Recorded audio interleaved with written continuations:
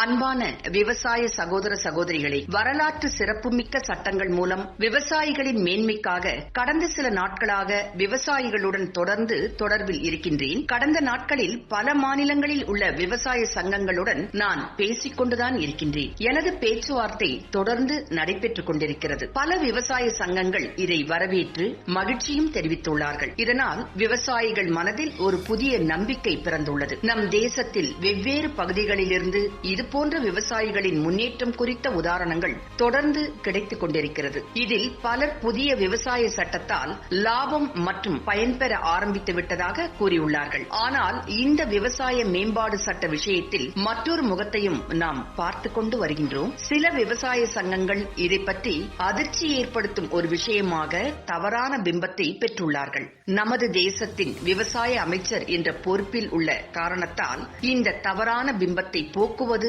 எனது உண்மையான கடமையாகும். ஒவ்வொரு விவசாயியின் கவலையையும் போக்குவது எனது கடமை அல்லவா? புதுதில்லி மற்றும் சுற்றுவட்டார பிரதேசங்களில் அரசாங்கம் மற்றும் விவசாயிகளில் இடையே நடந்து கொண்டிருக்கும் விவகாரங்களை பற்றி ஒரு பொய்யான தடுப்புச் சுவர் ஒன்றை எழுப்பும் சூழ்ச்சியை அகற்றி உண்மை நிலவரத்தை உங்கள் முன்னால் கொண்டு வருவது எனது முதல் கடமையாகும். நானும் உங்களைப் போல ஒரு சாதாரண விவசாய குடும்பத்திலிருந்து வந்தவன்தான். விவசாய குடும்பத்தின் பிள்ளைதான். வயலில் விவசாயம் செய்யும் போது கையாள வேண்டிய நுணுக்கங்கள் மற்றும் எதிர்கொள்ள வேண்டிய சவால்கள் என இரண்டையும் பார்த்து புரிந்து கொண்டு வளர்ந்தவன். வயலில் பயிர்களுக்கு தண்ணீர் பாய்ச்சுவதற்கு நள்ளிரவு நேரம் வரை விழித்திருப்பது, தண்ணீர் பாயும் போது அதன் வேகத்தால் வரப்பு உடையும் போது வேகமாக ஓடி அதை சரிப்படுத்துவது, பயங்கர மழையை கண்டு பயம், சரியான நேரத்தில் மழை பெய்யும் போது மகிழ்ச்சி, இவை அனைத்தும் எனது வாழ்விலும் ஒரு அங்கமாக உள்ளன. பயிரை அறுவடை செய்த பிறகு அதை விற்பதற்கு பல வாரங்கள் காத்திருப்பதையும் நான் பார்த்திருக்கின்றேன். இந்த சூழ்நிலைகளுக்கு நடுவிலும் நம் தேசத்தின் விவசாயிகள் முடிந்த அளவு அதிக உணவு உற்பத்தி செய்யும் முயற்சியில் இருக்கின்றார்கள். நம் பாரத தேசத்தின் விவசாயிகளின் இந்த முயற்சி மற்றும் இந்த விருப்பம், ஈடுபாட்டின் சக்தியை கொரோனாவின் மிக சங்கடமான காலத்திலும் நான் கண்டுள்ளேன். விவசாயிகள் அதிக அளவு உற்பத்தி செய்து தேசத்தின் பொருளாதார நிலையை உயர்த்த உதவியுள்ளார்கள். இந்த இக்கட்டான சூழலில் இப்படிப்பட்ட சாதனை படைத்து எதிர்காலத்தில் இன்னும் அதிக விளைச்சலை உறுதியும் செய்துள்ளார்கள். இந்த முறை இந்த புதிய விவசாய சட்டம் அமலுக்கு வந்த பிறகு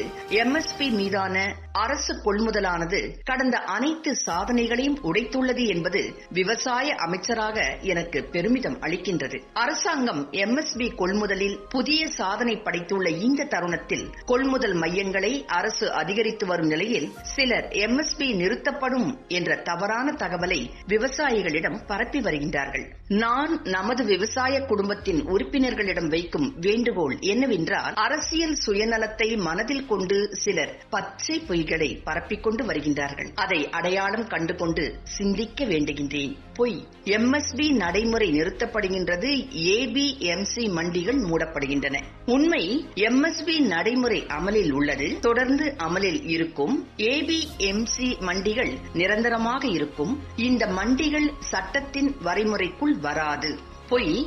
விவசாயிகளின் நிலத்திற்கு ஆபத்து. உண்மை, ஒப்பந்தம் விளைச்சலுக்கே தவிர நிலத்திற்கு அல்ல.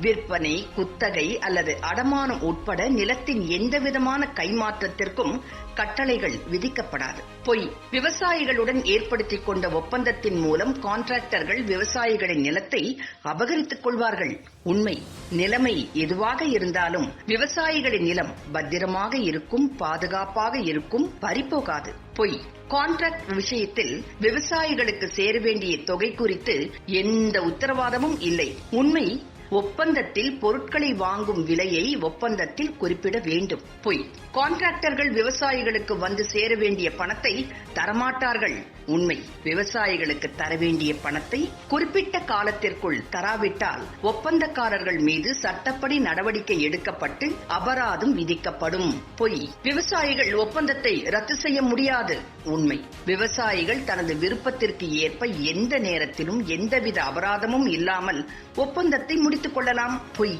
இதற்கு முன் கான்ட்ராக்ட் முறையிலான முயற்சிகள் எப்போதுமே எடுக்கப்படவில்லை. உண்மை, பல மாநிலங்களில் ஒப்பந்த விவசாயம் இருக்கின்றது. அதற்கு அரசு அங்கீகாரமும் உள்ளது. சில மாநிலங்களில் கான்ட்ராக்ட் விவசாயம் தொடர்பான சட்டங்களும் உள்ளது. பொய். இந்த சட்டத்தை பற்றி எந்தவித ஆலோசனைகளும் வரவேற்கப்படவில்லை, பேச்சுவார்த்தைகளும் நடைபெறவில்லை. உண்மை. 20 வருடங்களாக ஆலோசனைகளும் விவாதங்களும் நடந்துள்ளன. 2000 ஆண்டில் சங்கர்லால் குரு கமிட்டி அமைக்கப்பட்டு இது துவங்கப்பட்டது.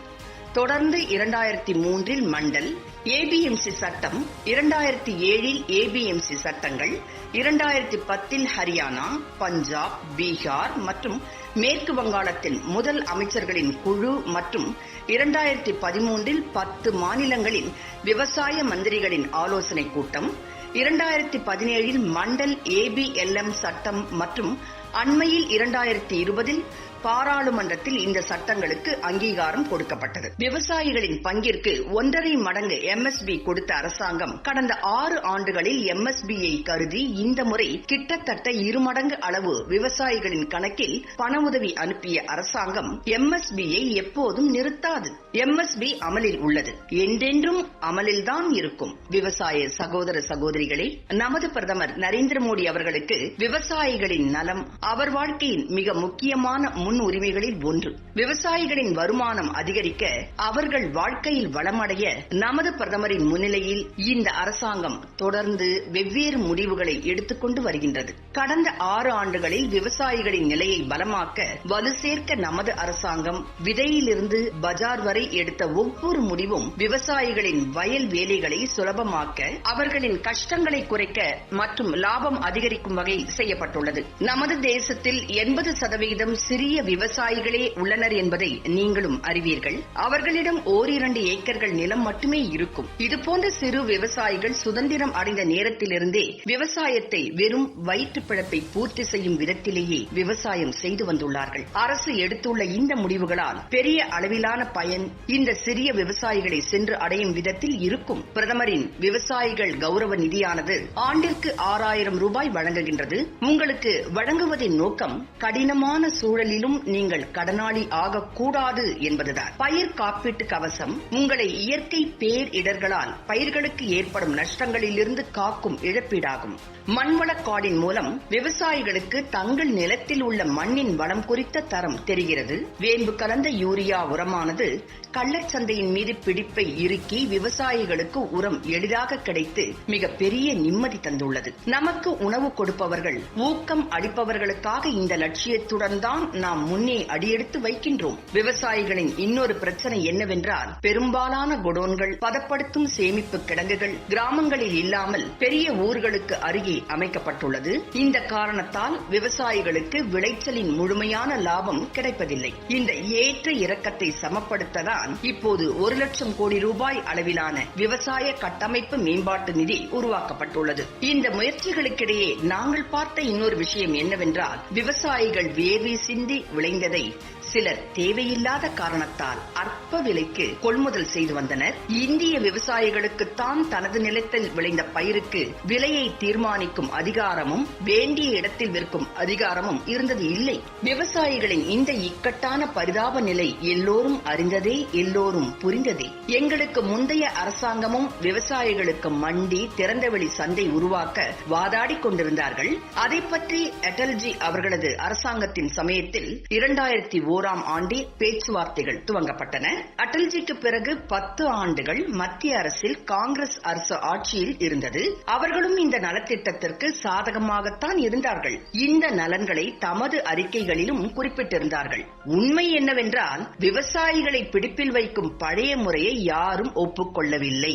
இன்று இந்த கடிதத்தின் மூலம் நான் சொல்ல விரும்புவது என்னவென்றால், கடந்த 20-25 ஆண்டுகளில் விவசாயிகளுக்கு தமது விளைச்சலை விற்க வெவ்வேறு அந்நிய வாய்ப்புகள் கிடைக்கக்கூடாது என்று சொன்ன ஒருவரையாவது காட்டுங்கள் பார்ப்போம். இதுவரை நடைமுறையில் இருந்து வந்ததே சிறந்தது என்று யாராவது சொல்வார்களா பார்ப்போம். நமது நாட்டில் பெரிய பெரிய விவசாய சங்கங்கள் இதுபோன்ற பிடியில் விடுபெறத்தான் கூட்டங்களை நடத்தியுள்ளார்கள். விவசாய நிபுணர்கள் சொற்பொடி இப்பொழுது கொண்டு வரப்பட்டுள்ள மேம்பாடுகள் இல்லாமல் இந்திய விவசாயிகளின் வாழ்வில் மாற்றங்கள் ஏற்படுவது மிக மிக கடினம். 2014ஆம் ஆண்டு NDA அரசாங்கம் அமைந்தபோது இந்த மேம்பாடுகளை சிறப்பிக்க புதிய கோணத்திலிருந்து பேச்சுவார்த்தைகளை நாங்கள் துவக்கினோம்.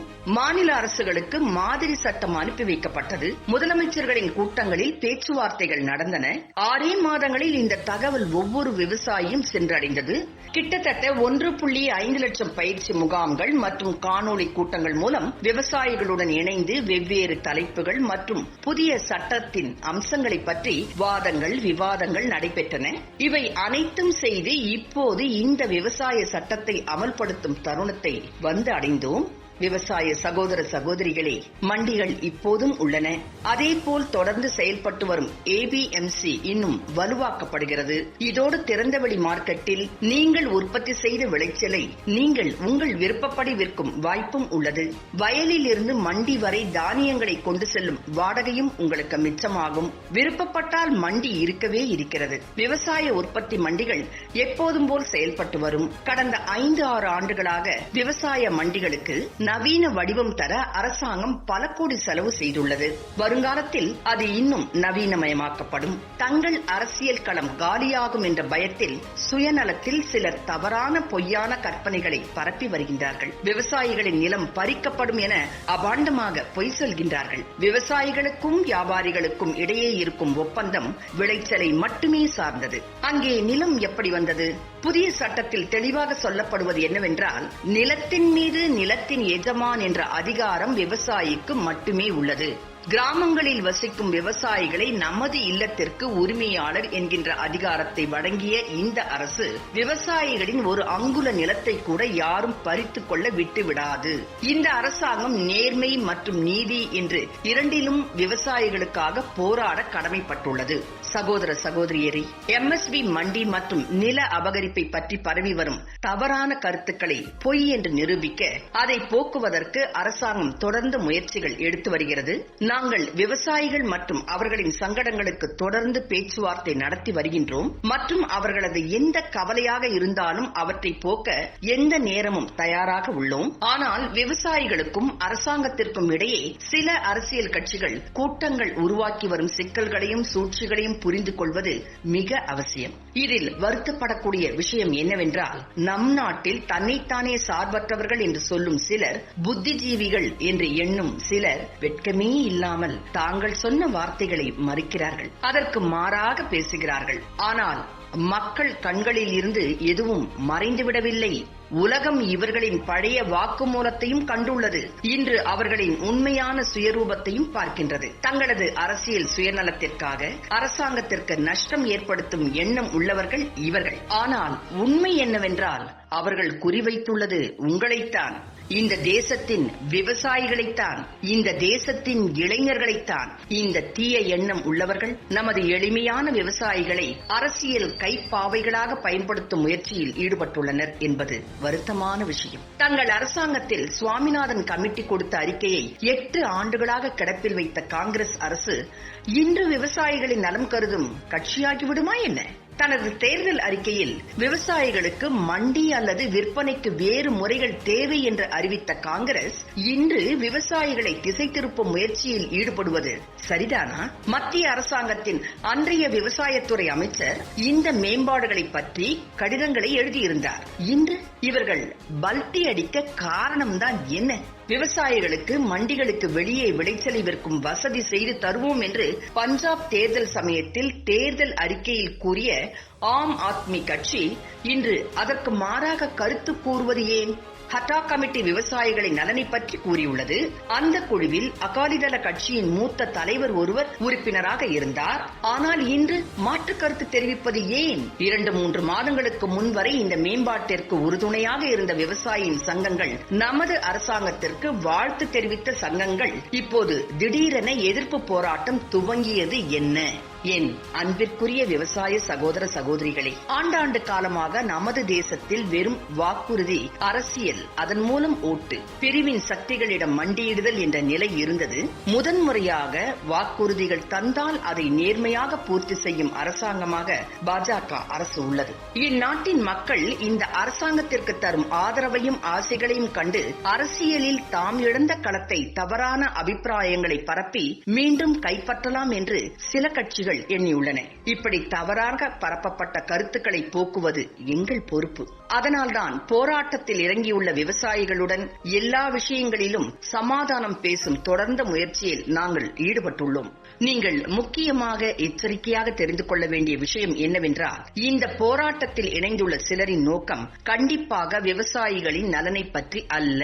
கடந்த 6 ஆண்டுகளாக ஒரே தீய எண்ணம் உள்ள கூட்டம் பல மாற்று கருத்துக்களை தெரிவித்து சமுதாயத்தில் கலவரங்களை கிளப்பி வருகின்றார்கள். தீய எண்ணம் கொண்ட இத்தகைய குழுக்கள் சமுதாயத்தில் கலவரத்தை உண்டு செய்ய பல முறைகளை கையாளுகின்றார்கள். ஜாதி வேறுபாடு, மாணவ மாணவிகளின் இடையே தவறான எண்ணங்களை பரப்புவது, சில முறை தலித் சமுதாயம் இல்லை என்றால் பெண்கள் அல்லது சிறுபான்மையினர் என இப்படி வெவ்வேறு விஷயங்களுக்கு பின்னால் ஒளிந்து கலவரங்களை பரப்பும் முயற்சியில் தொடர்ந்து ஈடுபட்டுள்ளனர்.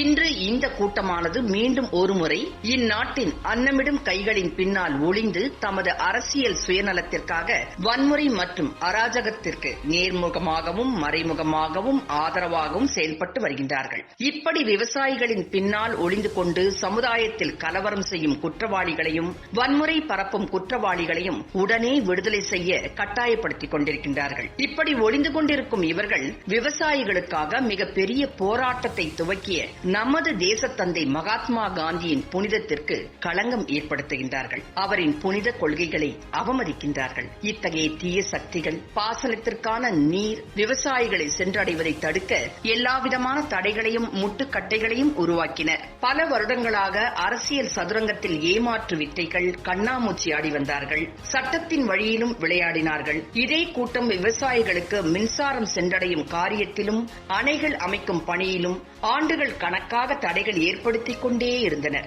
ஆனால் இன்று விவசாயிகளின் நண்பன் என்று முதலை கண்ணீர் வடிக்கின்றார்கள், வேஷம் போடுகின்றார்கள்.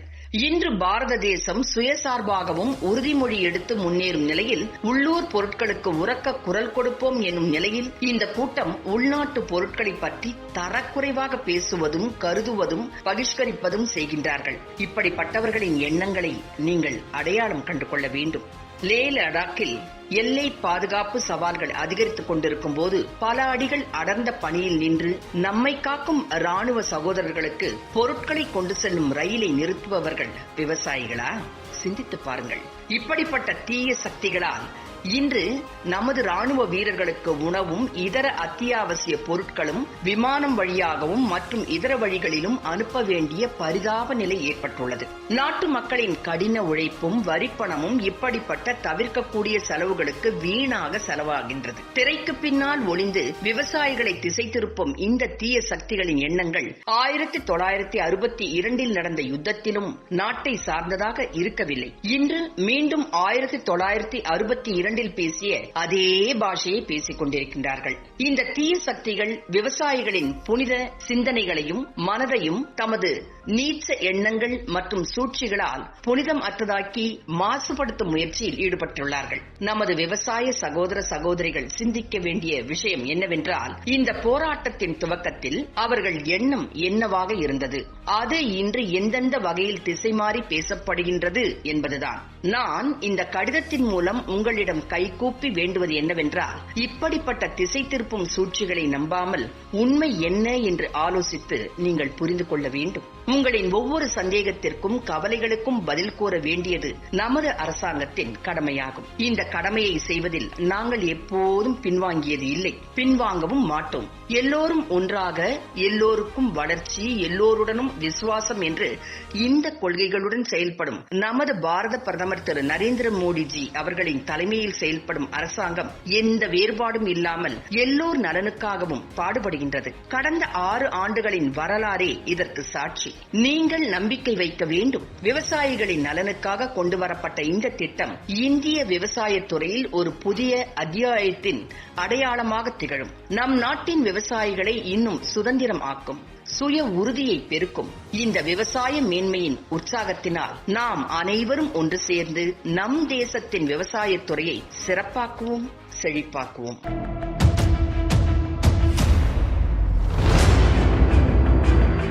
அன்னமிடும் கைகளுக்கு எங்களது வாக்குறுதிகள். MSBயை பற்றி அரசாங்கத்தின் சார்பில் எழுத்து வடிவில் உறுதி தர தயாராக உள்ளோம். APMCக்கு வெளியே உள்ள பொது மண்டிகள் மீது மாநிலங்களுக்கு வரி விதிக்கும் அனுமதி தரப்படும். ஒப்பந்தம் குறித்து பிரச்சனைகள் இருந்தால் விவசாயிகள் நீதிமன்றத்தை அணுகலாம். விவசாய ஒப்பந்தங்கள் குறித்த பிரச்சனைகளை பதிவு செய்ய மாநில அரசுகளுக்கு உரிமை உள்ளது. விவசாயிகளின் நிலங்கள் மீது யாருக்கும் எந்த உரிமையும் இல்லை. தற்போதைய விவசாய சட்டங்கள் மூலம் நிலமாற்றம் செய்ய, விற்பனை செய்ய, குத்தகைக்கு விட, அடமானம் வைக்க சட்டத்தில் இடம் இல்லை. ஒப்பந்ததாரர்களுக்கு விவசாயிகளின் நிலம் குறித்து எந்தவித மாற்றங்களும் செய்ய அதிகாரம் இல்லை.